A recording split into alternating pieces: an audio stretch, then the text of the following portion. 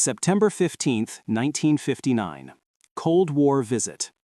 Soviet Premier Nikita Sergeyevich Khrushchev arrived at Andrews Air Force Base in Washington, D.C., marking the first visit by a Soviet leader to the United States. President Dwight D. Eisenhower personally extended the invitation, seeing the visit as a chance to ease Cold War tensions. Khrushchev's arrival was marked with official ceremony, including a 21-gun salute and a formal greeting by Eisenhower and other U.S. leaders. Khrushchev's trip lasted 13 days and included stops beyond Washington. He traveled to New York City, Los Angeles, San Francisco, Pittsburgh, and a notable stop in Coon Rapids, Iowa. There, he visited the farm of Roswell Garst, an American farmer known for advocating agricultural exchange with the Soviet Union. The visit to Iowa symbolized an effort to highlight agricultural productivity as a point of cooperation between the two nations.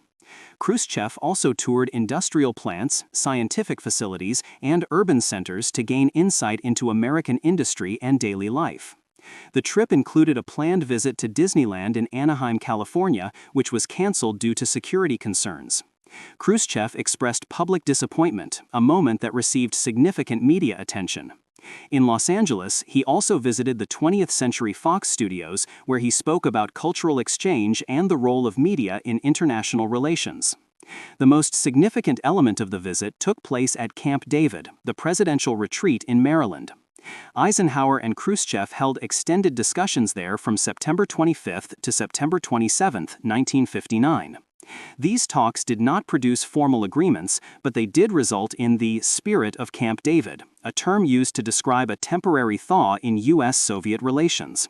Both leaders agreed to continue dialogue, and Khrushchev withdrew his previous 6-month deadline for Western powers to withdraw from Berlin, easing tensions over the divided city. During public appearances, Khrushchev delivered speeches and interacted with American citizens. He commented on differences between capitalism and communism, but emphasized his desire to avoid military confrontation. His visit demonstrated that direct engagement between leaders of rival superpowers was possible, even in the height of the Cold War. American media covered the visit extensively, providing citizens with a rare look at a Soviet leader's personality and views. Although no treaties were signed, the visit held long-term significance. It showed that face-to-face diplomacy could reduce the immediate risk of conflict. It also helped prepare the groundwork for Eisenhower's planned visit to the Soviet Union in 1960, which was later canceled after the U-2 spy plane incident.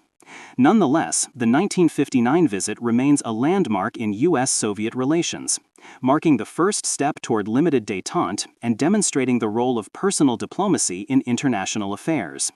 The historical importance of Khrushchev's visit lies in its symbolism and its practical outcomes. Symbolically, it represented a willingness to open dialogue between two ideologically opposed nations. Practically, it temporarily reduced tension over Berlin and illustrated that negotiation could supplement rivalry.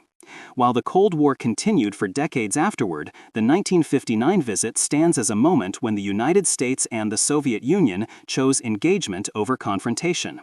For enthusiasts of historical ephemera, visit history-collectors.com to find collectibles that might complement your collection. You can own a piece of history.